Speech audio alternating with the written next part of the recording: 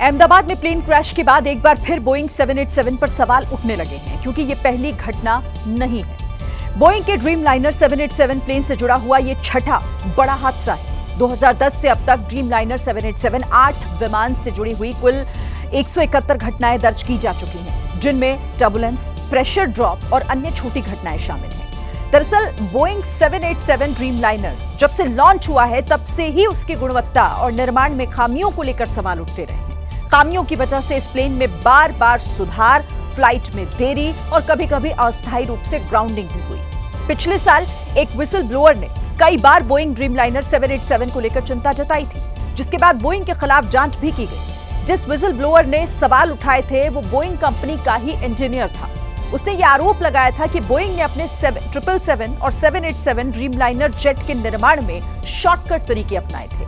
उसने आरोप लगाते हुए कहा था कि जैसे जैसे ये विमान पुराने होते जाएंगे, ये जोखिम बढ़ता चला जाएगा, यानी हादसे की आशंका बढ़ जाएगी। बोइंग कंपनी के खिलाफ इटालियन अधिकारियों ने 2024 में 2 मामलों में आपराधिक जांच भी शुरू की थी। बोइंग के ड्रीमलाइनर विमान के निर्माण में रॉ मटेरियल देने वालों पर घटिया टाइटेनियम और खराब गुणवत्ता वाला एल्यूमिनियम देने का आरोप लगा था। हाल ही के सालों में ड्रीमलाइनर 787-8 से जुड़ी तकनीकी खराबी जैसे हाइड्रोलिक लीक, फ्लैप संबंधी समस्याएं और आपातकालीन लैंडिंग की कई रिपोर्ट भी दर्ज की गई हैं। एक्सपर्ट्स के मुताबिक अहमदाबाद हादसे में भी टेक्निकल गड़बड़ी और जांच में चूक बड़ी वजह हो सकती है। अहमदाबाद की दुर्घटना से पहले भी बोइंग के विमान की सुरक्षा को लेकर सवाल उठते रहे हैं, लेकिन सबसे बड़ा सवाल तब उठा जब पिछले साल अमेरिका में अलास्का एयरलाइंस की बोइंग 737-9 मैक्स फ्लाइट की इमरजेंसी डोर हवा में ही खुल गई। पोर्टलैंड से कैलिफोर्निया के ओंटारियो जा रहे प्लेन टेक ऑफ के बाद जब 16.32 फीट की ऊंचाई पर पहुंचा तो विमान का दरवाजा टूटकर हवा में उड़ गया, जिसके बाद विमान के अंदर अफरा तफरी मच गई। संयोग ठीक था कि यात्रियों की जान बच गई, लेकिन इस मामले को लेकर तत्कालीन बोइंग के सीईओ डेविड कैलहॉर्न को अमेरिकी कांग्रेस के सामने पेश होना पड़ा, जिसमें बोइंग की सुरक्षा को लेकर तीखे सवाल हुए।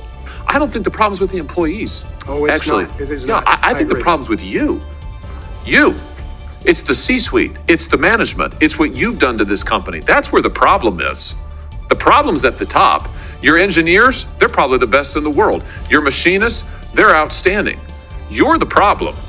जोश होले ने बोइंग पर गंभीर आरोप लगाते हुए कहा कि बोइंग कंपनी खर्चे में कटौती करने में जुटी है और लोगों से पैसा निचोड़ने में रुचि रखती है। यात्रियों की सुरक्षा और गुणवत्ता जांच पर कोई ध्यान नहीं।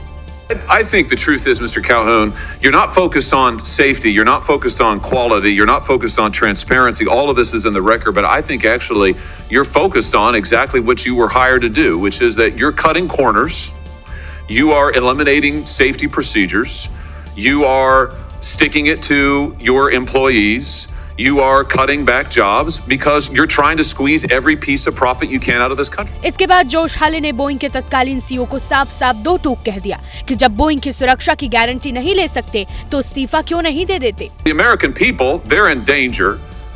For your workers, they're in peril. For your whistleblowers, they literally fear for their lives, but you're getting compensated like never before. Don't you think maybe your priorities are misplaced here? Why haven't you resigned? सबसे सुरक्षित माने जाने वाले विमान Boeing 787-8 Dreamliner पर पिछले साल Boeing के ही एक इंजीनियर ने सुरक्षा में समझौते को लेकर सवाल खड़े कर दिए थे और कंपनी पर सुरक्षा से समझौता करने का आरोप लगाया था। लेकिन सवाल उठाने वालों के खिलाफ ही कंपनी ने एक्शन लेना शुरू कर दिया। बोइंग इंजीनियर सैम सालेहपुर ने करीब 2 दशकों तक बोइंग में काम किया। इस दौरान वो बोइंग की सुरक्षा को लेकर काफी चिंतित दिखे। सैम सालेहपुर ने आरोप लगाया था कि बोइंग ने अपने 777 और 787 ड्रीमलाइनर जेट के निर्माण में शॉर्टकट अपनाया है।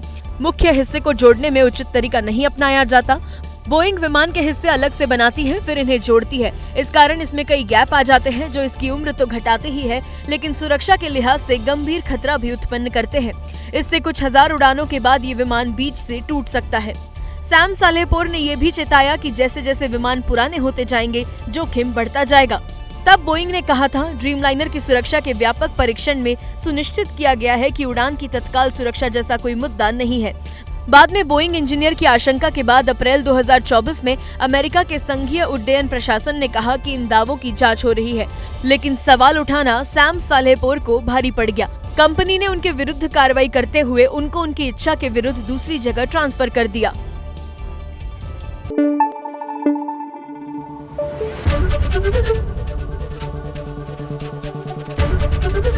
एबीपी न्यूज आपको रखे आगे।